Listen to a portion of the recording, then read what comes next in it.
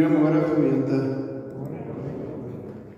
Dit is baie lekker om julle vanmôre hier te sien. As ek het reg het, is dit die eerste Sondag van die amptelike skoolvakansie. En dit is hierdie tyd van die jaar in Bloemfontein 'n plesier om hier op plek te ry, want die verkeer is aansienlik minder. So, het is lekker dat julle vanmôre by ons saam met ons is. Ek wil begin weer, George, as ons die geskenkies kan uitdeel. Vir die wat dalk vir die vakansie hier kuier, of as jy die eerste keer hier was, of as jy van vandag tot volgende Saterdag verjaar. So kan ons hier begin by die kampblok hier aan my linkerkant. Is iemand wat verjaar, of wat 'n gas is hierso? Of dalk nie is in die gemeente? Hier in die middelste blok?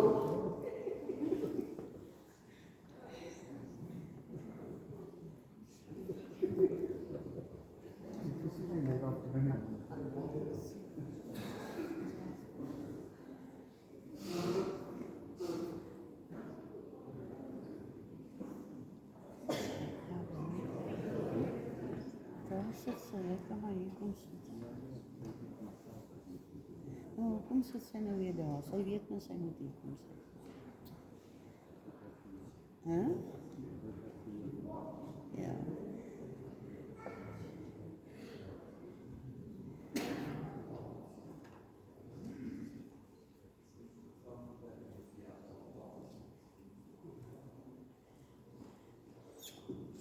Iemand die aan die regterkantste blok?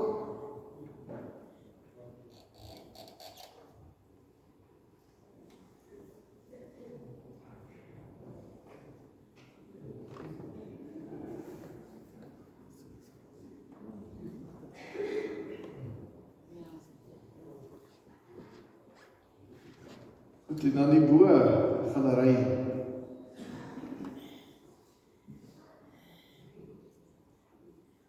Ek nie so nie. Dankie, baie dankie George.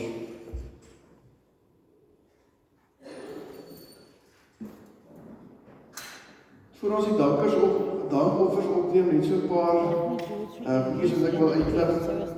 Ons dink aan George en Teresa. George wil instap vir 'n operasie. Sterkte George en Teresa ook begin met chemo hierdie week wat kom. So ons dink aan julle twee baie sterkte. Maar dis ek hierdie week 'n bietjie op verlof. So ons gaan ander het familieplaas daar van haar oom in Adelaide in die Oos-Kaap. So dit gaan hier koud wees, maar as jy koud kry die week, dink aan dat ek gaan kouer kry. Maar ons sien baie uit daarna, so ons is hierdie week so ek bietjie op verlof. En dan wil ek sommer net sê, ons bid nou al lank vir oom Jannie Swart, in die Hester. Oom Jannie is intussen geopereer, hulle het sy been onder die knie geamputeer, maar die goeie nuus is hy's tuis. En dit gaan met hom onder omstandighede goed, so ons kan regtig daarvoor ook dankie sê, dat met oom Jannie beter gaan. En dan is ons so 'n rukkie terug vir Hendrik gebid. Hendrik, jy was daai Sondag nie hier nie, jy was toe juist in daai tyd is jy geopereer, maar Hendrik is heeltemal weer reg, en ek met sy vingers kom weer reg, hy het 'n klein deel van sy pinkie verloor, nee Hendrik, maar die res is nog daar, so ons is dankbaar saam met julle en Hendrik daarvoor. Goed, kom ons gee geleentheid vir die dankoffers om opgeneem te word.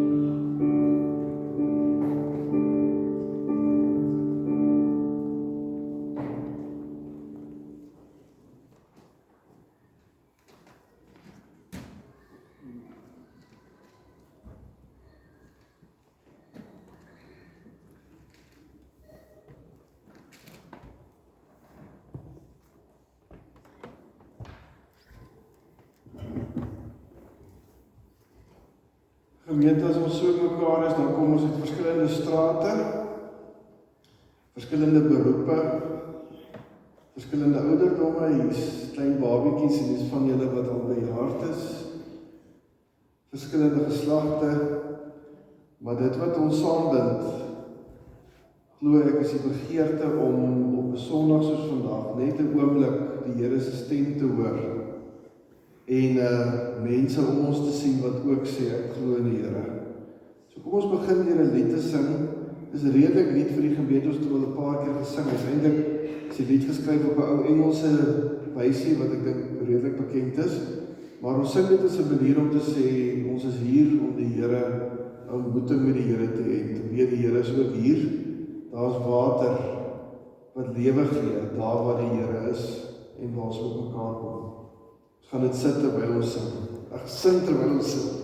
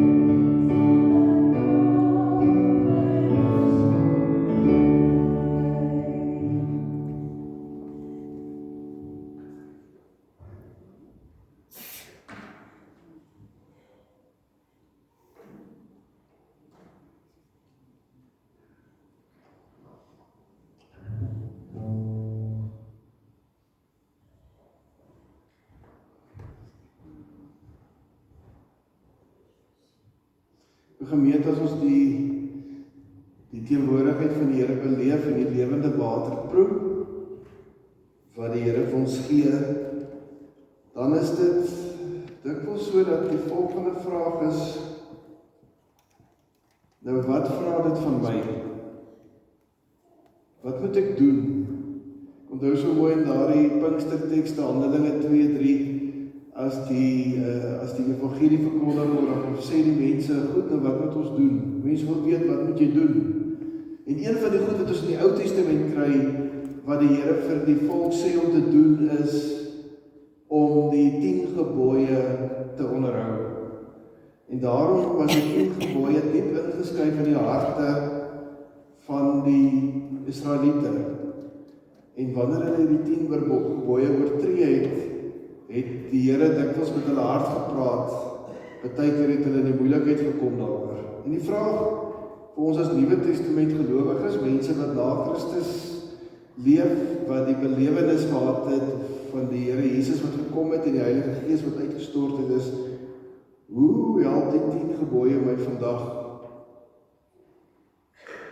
Een van die mooiste goed wat ek al raak gelees het, is dat iemand gesê het, omdat Christus die wet kom vervul het, die 10 gebooie, kan mens maar sê nou in 10 beloftes verander. En as ons dit so lees, dan is dit eintlik baie mooi. En ek gaan die 10 gebooie nou as 10 beloftes lees, en ek wil hier met saam met my luister en hoor, wat se belofte het jy vandag nodig? Want ons almal sit hier met ons eie uitdagings, ons eie dinge, goed waar ons opgewonde is, goed wat ons bekommer, en hier is dalk net een van hierdie beloftes wat jy vandag moet hoor. Die eerste gebod word 'n belofte, in die sin dat die Here sê, beloof jou, dat as ek die eerste plek in jou lewe inneem, jy geen ander gode sal wil dien nie. Ek sal die eerste en die ereplek in jou lewe hê. Tweede gebod, as ek in jou hart is, sê die Here, beloof ek, dat jy geen gesneede beelde van my sal maak nie. Dit sal nie nodig wees nie, want jy sal self my beeld dra. Derde, as jy my liefhet, sê Jesus, beloof ek jou, dat my naam nooit 'n vloekwoord oor jou lippe sal kan wees nie, maar steeds en in alle omstandighede deur jou in ere gehou sal word. Vierde gebod, as die ereplek in as die Here die ereplek in jou lewe het, beloof ek jou, dat die Sondag die hoogtepunt van jou week vir jou sal wees. Dit sal vir jou vreugde wees om kerk toe te gaan, 'n dag nie om teen-op te sien nie, maar om na uit te sien. Vyfde gebod, as ek in jou lewe is, beloof ek vir jou, dat dit vir jou 'n voorreg sal wees, om jou ouers te eer, en om jou ouers lief te hê.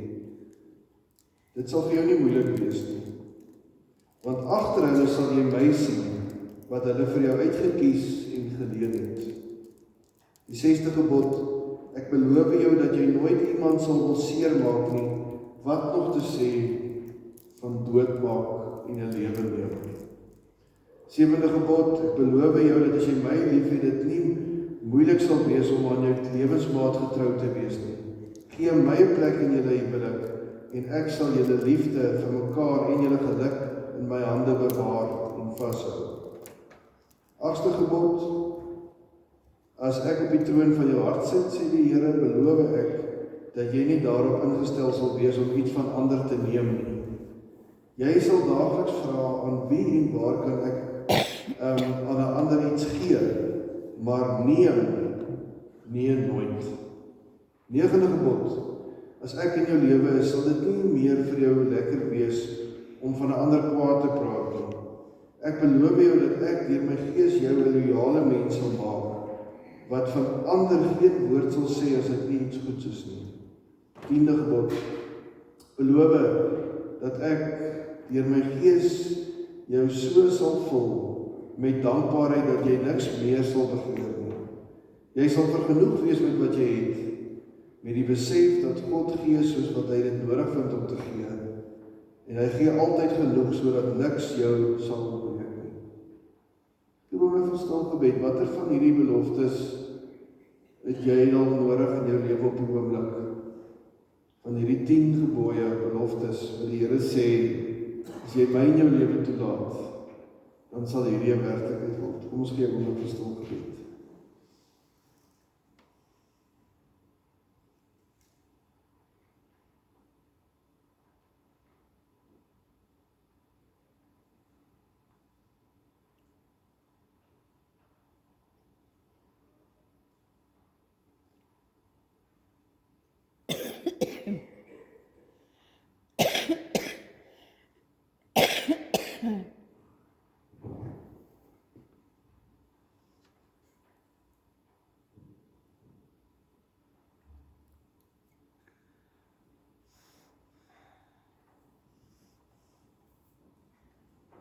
Amen.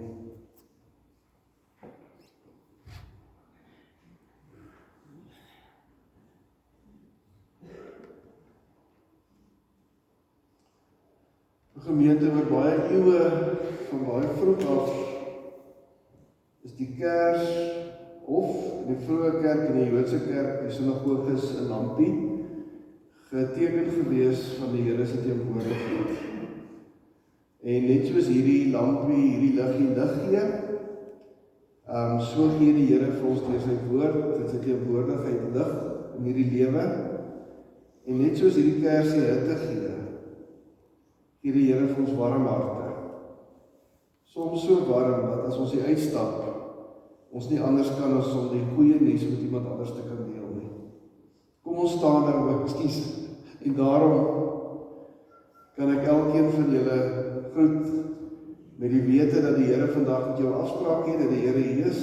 Groet jou in die naam van die Vader en die Seun en die Heilige Gees wat by ons is. Kom ons staan nou en sing ons 'n profeet saam.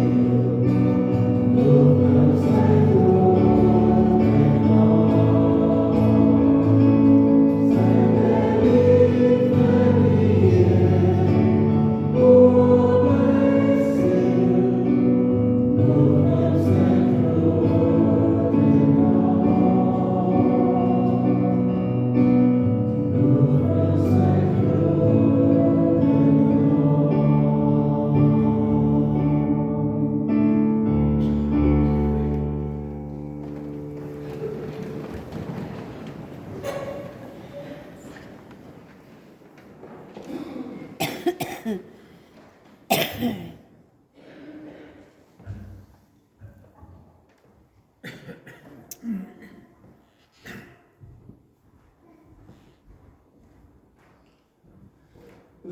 die gedeelte wat ons vandag uitlees, kom uit Psalm 14.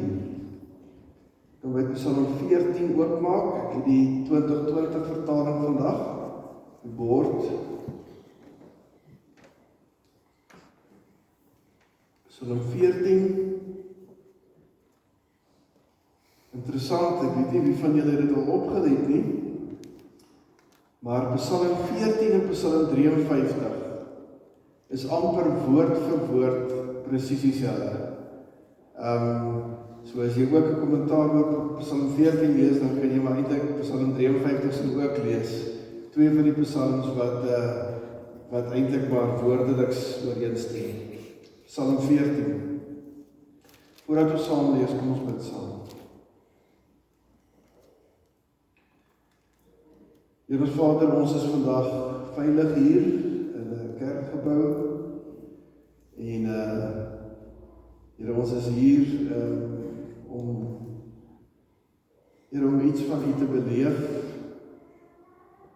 Here, om iets van die lewende water te kan ervaar en om Here om U woord te hoor. En Here, ons weet U woord is die belangrikste ding wat ons eintlik kan hoor, ook in die tyd wat ons kom. En ons het die aanraking nodig ook vir die week en die maand en die res van die jaar wat voor lê. Daarom wil ons kom met 'n afwagting, om te sê, Here, hier is ons, praat met ons, maak oop ons ore, maak oop ons harte sodat ons U kan hoor, maar Here, ons wil ook ons aandag in hierdie rukkie vir U gee.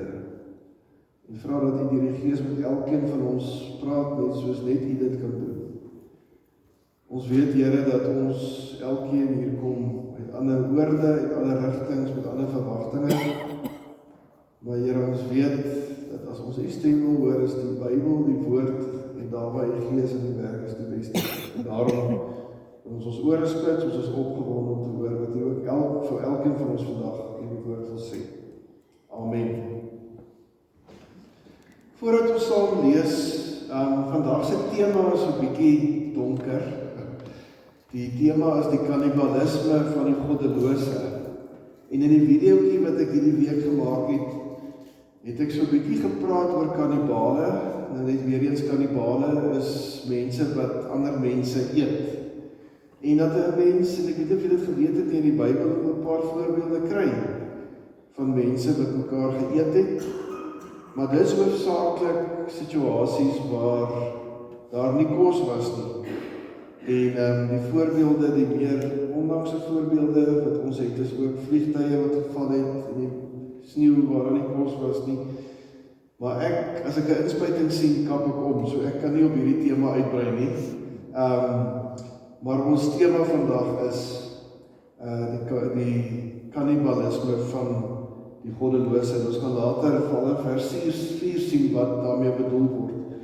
Maar voordat ons daar kom, ek onthou 'n tyd gelede was daar 'n program wat ek baie lief was voor om te kyk.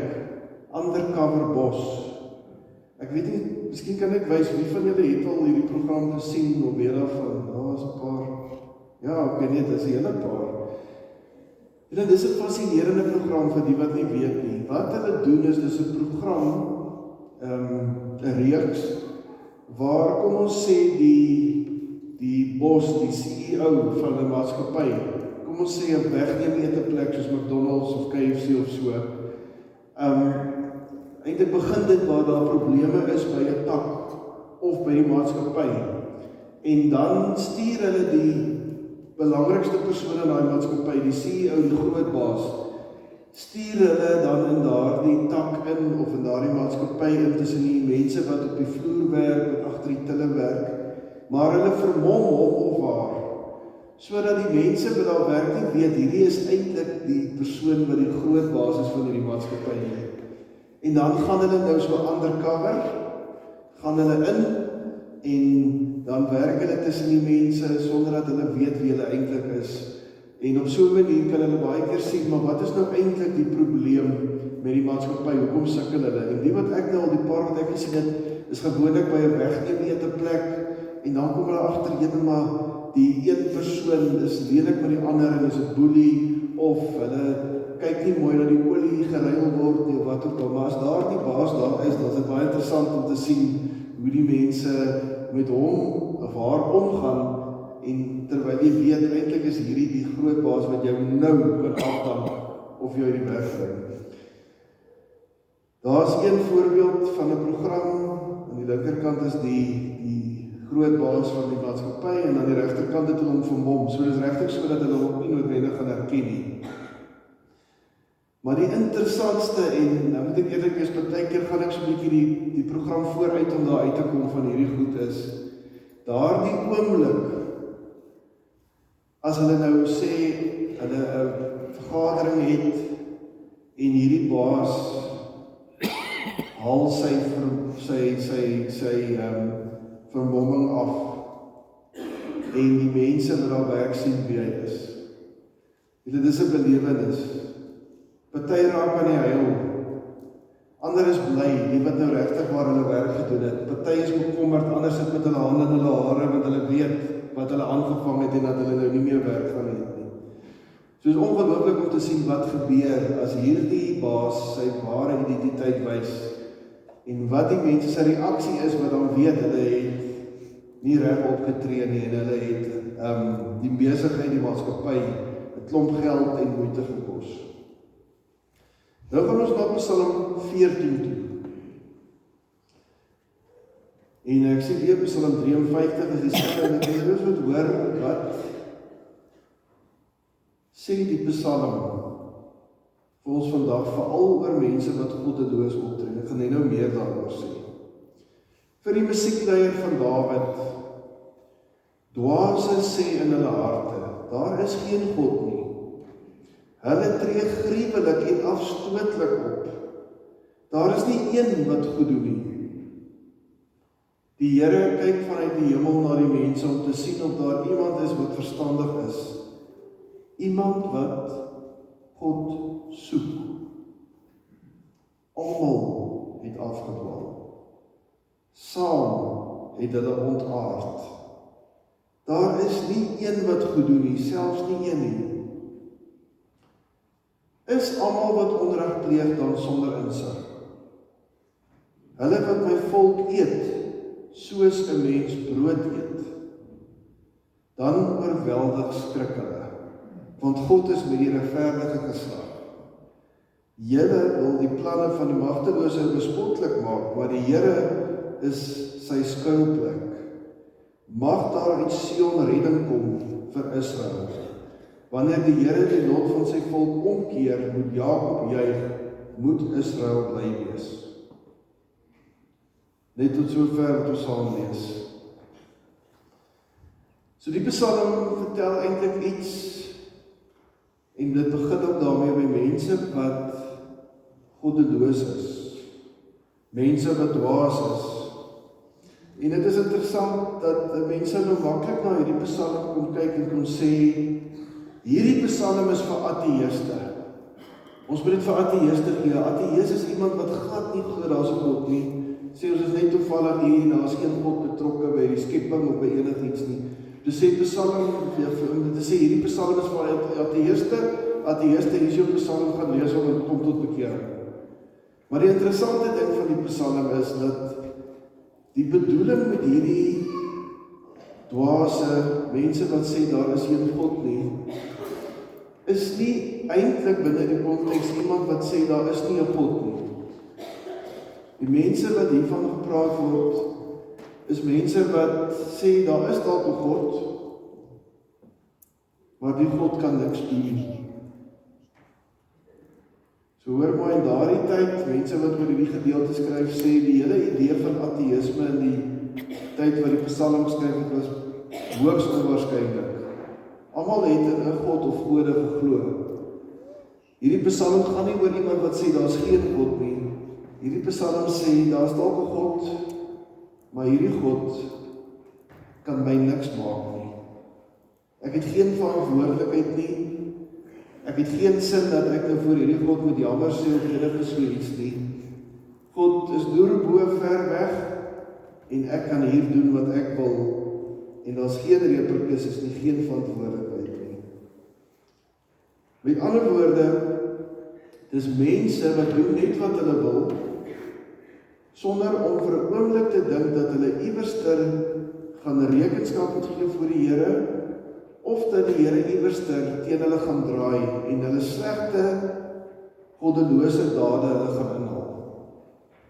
Iemand wat aanhou moor, iemand wat aanhou steel, iemand wat aanhou boelie, iemand wat aanhou steel, iemand wat aanhou ander sleg sê,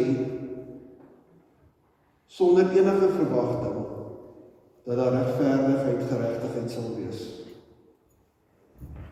Iemand skryf oor hierdie vers en sê mooi, daar is dalk min mense wat glad nie glo dat daar 'n God is nie.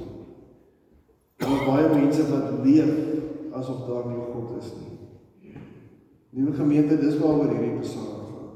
Met ander woorde, iemand wat as jy hom of haar sou konfronteer, sou sê ja, daar is dalk 'n God, maar die Here gaan my nie keer nie, niks met my te doen nie, ek kan aanhou steel, ek kan aanhou doen wat ek wil. Ek het geen verwagting dat die Here my op een of ander manier gaan dwing om reg en geregtigheid te beleef nie. Dan sien ons in vers 2, die Here kyk vanuit die hemel na die mens om te sien of daar nog iemand is wat verstandig is.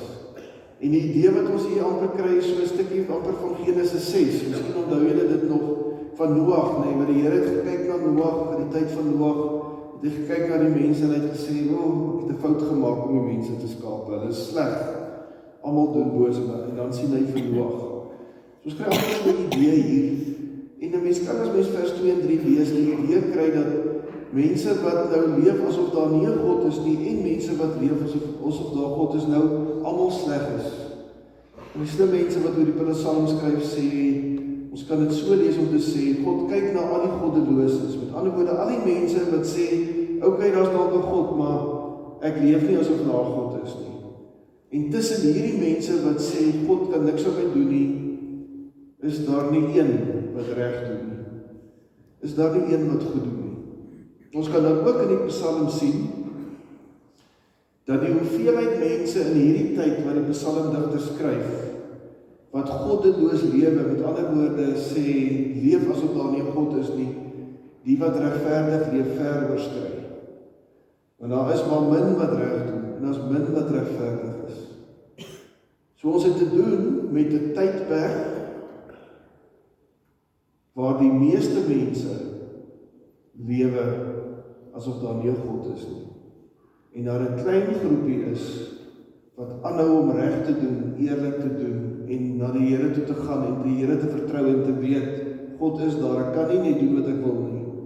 Kan nie net moer steel en wat al die ander goed doen en verwag dat die Here my nie raak sien en daar nie 'n gevolg daarvan sal wees nie.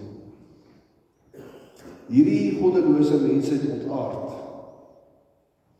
Mens sou seker kon sê, hoe meer hulle gevoel het, daar's in elk geval nie 'n God, ek kan doen wat ek wil, hoe meer het hulle gedoen, hoe slegter het hulle gedoen, hoe meer het hulle gesteel, hoe meer het hulle vermoor, hoe meer het hulle onregverdig opgetree, armes uitgebuit en gesteel en korrupsie gepleeg.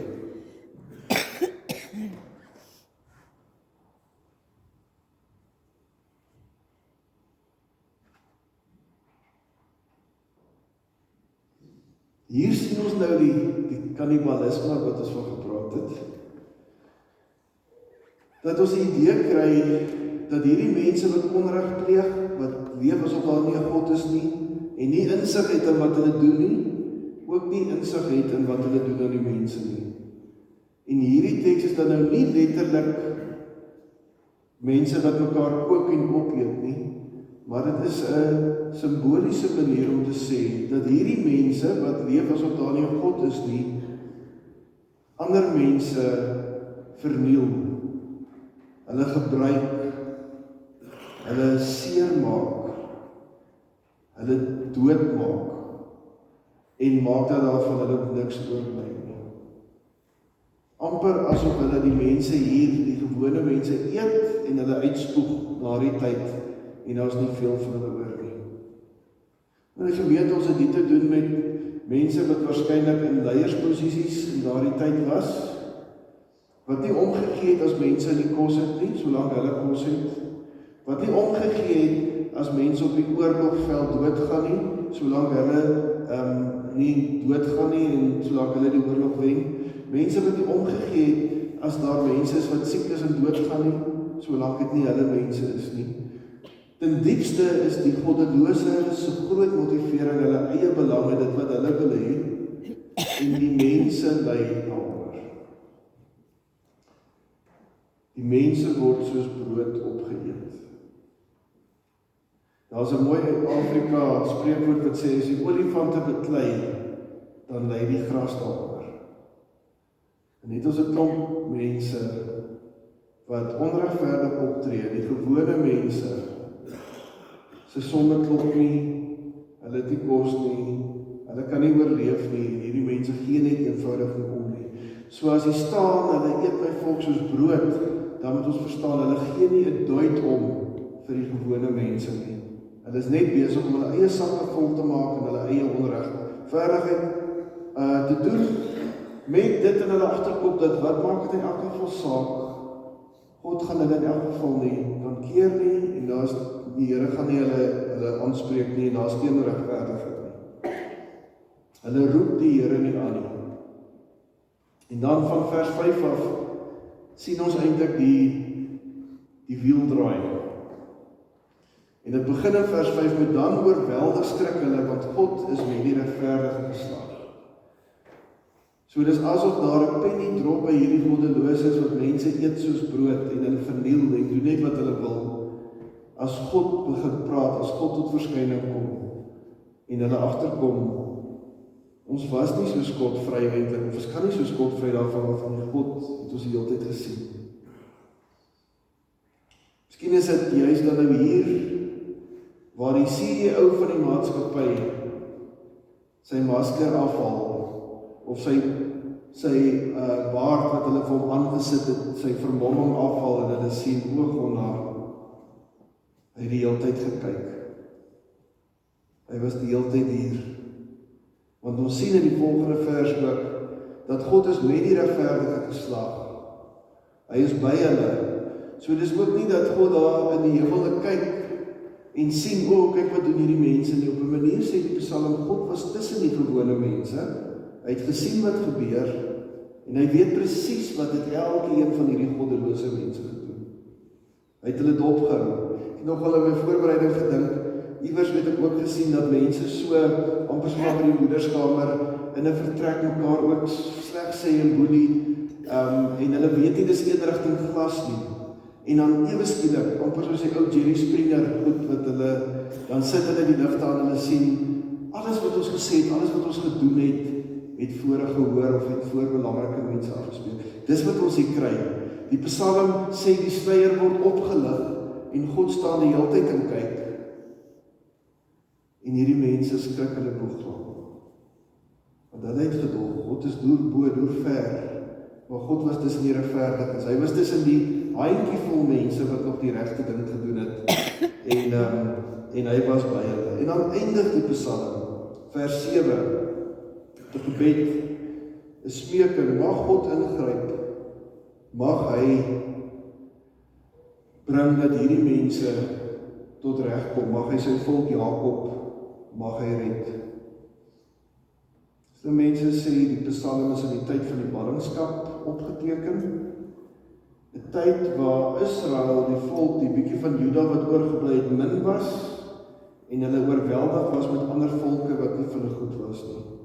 So die idee wat ons hier aan die einde kry, is dat die klein groepie mense wat nog die regte ding doen, dat hulle tot God bid, en dat hulle sê, die Here gaan die gordyne oopmaak, die Here gaan die ligte aansit, die Here gaan met respek sê, sy regte gesig wys, die vermomming afhaal, en dan gaan hierdie mense sien, hy was die hele tyd daar, hy het die hele tyd gekyk, en daar gaan hulle skrik, en daar gaan hulle hartseer wees, en daar gaan hulle spyt wees. So, die Psalm eindig met 'n gebed om te sê, Here, kom, wys Uself, wys vir die mense wat sê, wat leef asof jy nie bestaan nie, wys vir hulle jy bestaan, want hulle maak ons seer, hulle verniel ons.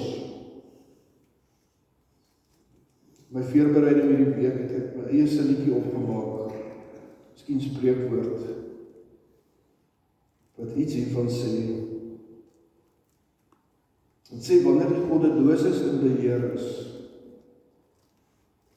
dan kry die goeie regverdige mense swaar. Kan ek dit weer sê? Wanneer die goddeloses in beheer is, dan kry die goeie, kan ek sê, wetsgehoorsame, belastingbetaalde mense wat die regte ding probeer doen. Dit is die mense wat swaar kry. En dis wat ons in die Psalm sien. Maar dit is nie beperk tot die Psalm nie. Ons ken dit. Ons ken dit in ons land. En ons is natuurlik in die EGK baie versigtig om oor politiek te praat, en ons het ons hande al erg verbrand. Maar ons mag ook eerlik vir mekaar sê, ons leef in 'n land waar daar baie plekke is, nie oral nie, waar goddelose, korrupte mense hierdie land in die grond indryf, en ek en jy kry swaar. Die mense wat probeer eerlik wees, die mense wat probeer eerbaar wees, die mense wat vanuit ons geloof sê, weet ons wil nie steel nie, ons wil nie roof nie, ons wil nie oneerlik wees, ons wil die regte ding doen. Ons is nie op so 'n ander plek as wat die psalms, die mense in die psalm was nie. En die Psalm is 'n antwoord op die vraag, nou wat moet ons doen? En is duidelik dat daar 'n magteloosheid in die Psalm is, waar die psalmdigter sê, hierdie mense is baie, hulle doen net wat hulle wil, hulle het geen rekenskap teenoor God nie, hulle gee nie om nie. Kan ek sê, hulle sal doen wat hulle doen, solank hulle daarmee kan wegkom, is dit oukei? Hulle dink glad nie aan die Here nie. Die psalmdigter praat oor wat moet ons doen? Ons mense wat sê, maar ons wil die eerbare, die regte ding doen. Wat moet ons doen? Hoe moet ons dit hanteer?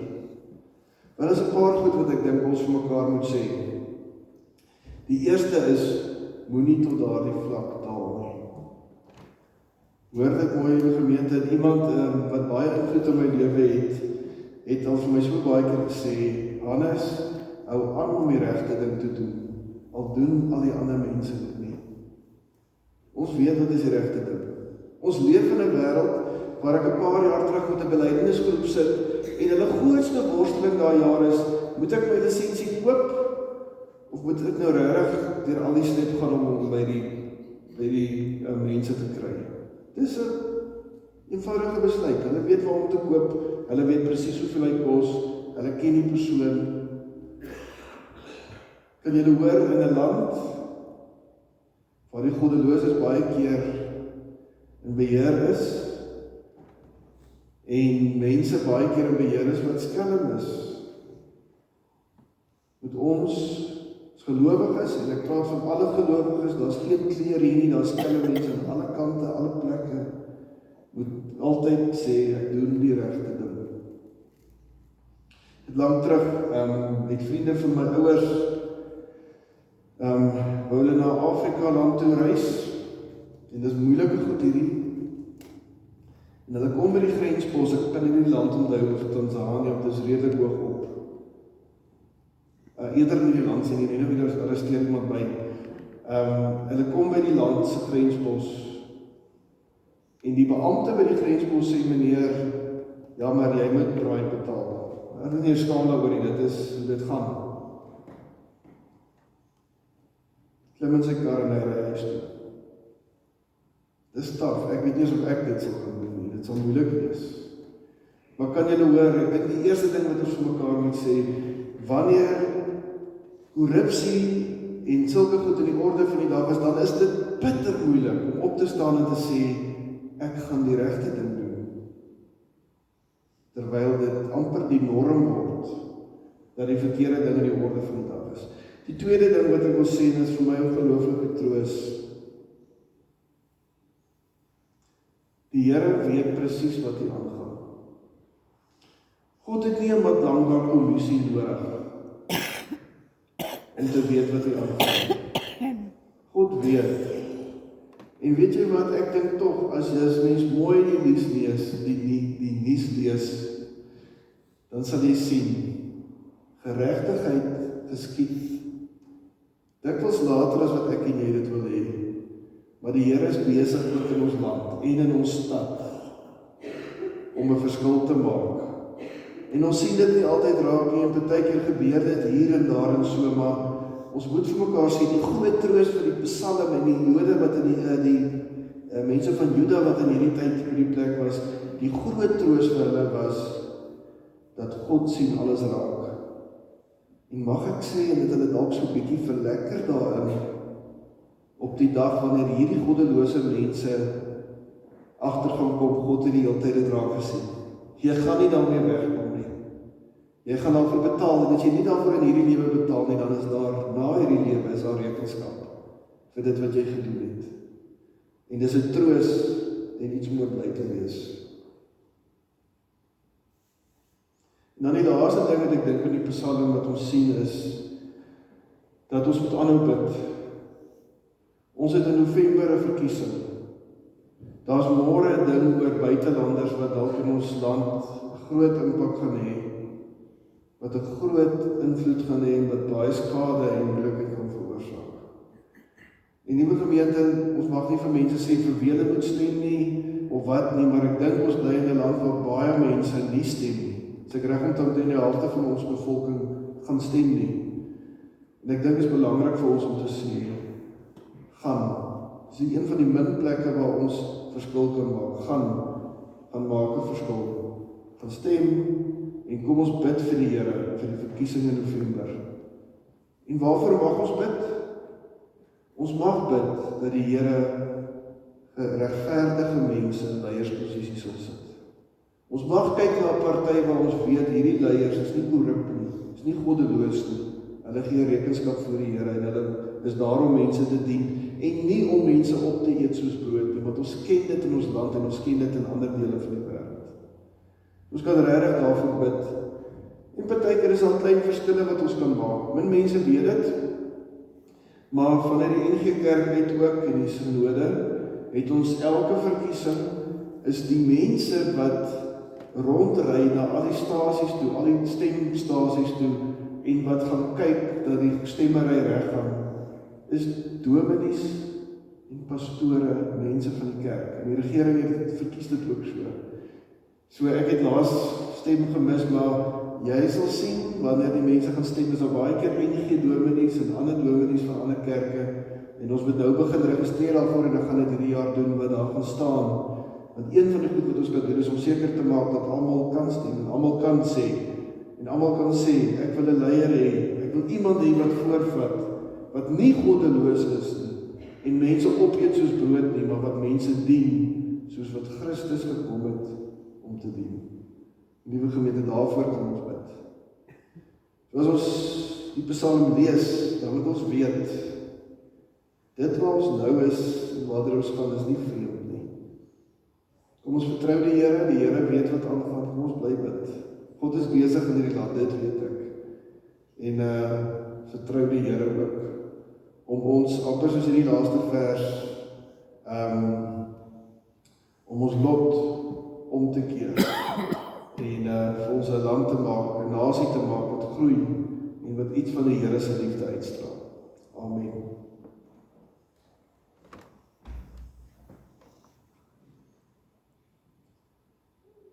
Here, dankie dat ons kan weet en daarvan getuig, dat U rekenskap vra, of ons nou daarvan hou of nie, of ons dit wil erken of nie. Here, ons wil bid vir die mense in die wêreld wat soos brood opgeëet word. Ons dink aan die soldate in Rusland en Oekraïne, waar daar elke dag honderde, soms selfs duisende mense sterf vir 'n oorlog. Ons dink, Here, aan die dele van ons wêreld waar daar mense is wat swaar kry na 'n aardbewing, veral in Venezuela, En Here, ons wil bid dat daar mense sal wees wat hulle hande uitsteek en sal help. Ons wil bid vir ons eie regering, vir ons eie land, ons eie munisipaliteit. Here, die goeie mense wat die regte ding wil doen, kry swaar in ons land. Ons sukkel, Here, krag word duurder, goed word onbetaalbaar en dit raak moeilik om die regte ding te doen. Maar help ons, Here, lei ons. Geef vir ons leiers, Here, wat U ken en nie dien, waar ons kan opkyk, wat regverdig is. Here, dat U God in ons vertree nie. Ons bid dit alles in U naam alleen. Amen. Ons gaan nou staan vir die uitstuurlied en dan bly ons staan vir die seën.